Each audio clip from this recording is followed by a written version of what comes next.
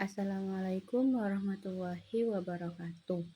Saya Oriza Satya Putri. Di sini saya akan menjelaskan tentang materi UAS Sosiologi tentang hukum Islam dan perubahan sosial yang dikaitkan dengan fikih muamalah atau ekonomi dan juga akan memberikan contohnya.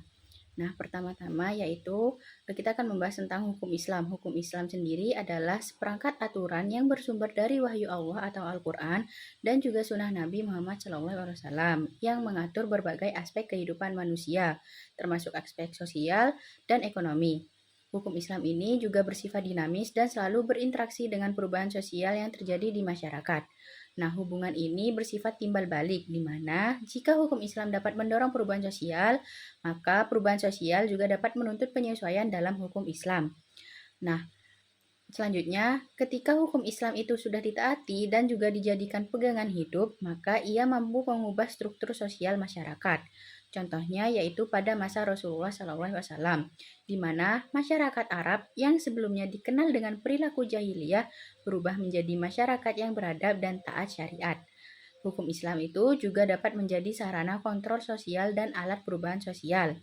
Misalnya melalui penetapan aturan baru yang menggantikan kebiasaan lama yang tidak sesuai dengan prinsip keadilan dan juga kemaslahatan.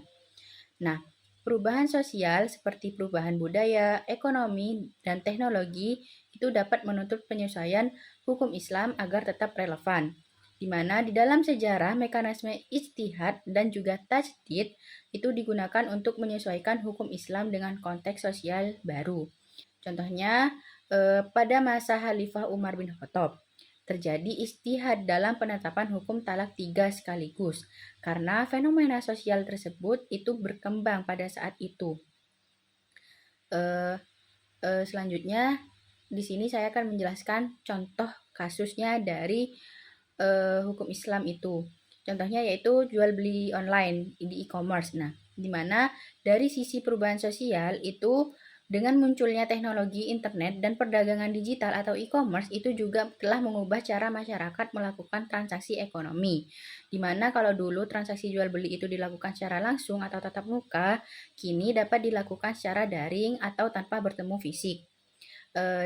Adapun respon hukum Islam fikih muamalah pertama yaitu para ulama dan juga lembaga fatwa melakukan ijtihad untuk menyelesaikan hukum jual beli dengan model transaksi online. Yang kedua, prinsip-prinsip dasar fikih muamalah seperti keadilan, kejujuran, dan saling ridho tetap menjadi acuan utamanya.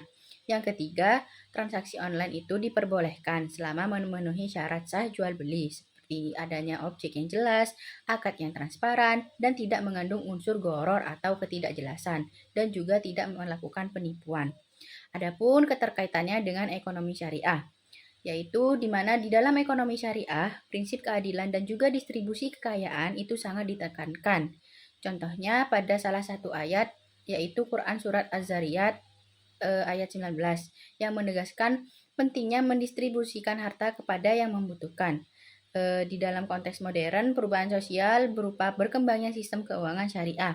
Misal, bank syariah atau fintech syariah adalah respon terhadap kebutuhan masyarakat akan sistem ekonomi yang adil dan sesuai syariat. Nah, jadi kesimpulannya yaitu adalah hukum Islam dan perubahan sosial itu saling mempengaruhi dan juga menyesuaikan. Nah, perubahan sosial itu seperti kemajuan teknologi menuntut juga penyesuaian hukum Islam melalui ijtihad khususnya di dalam fikih muamalah dan juga ekonomi.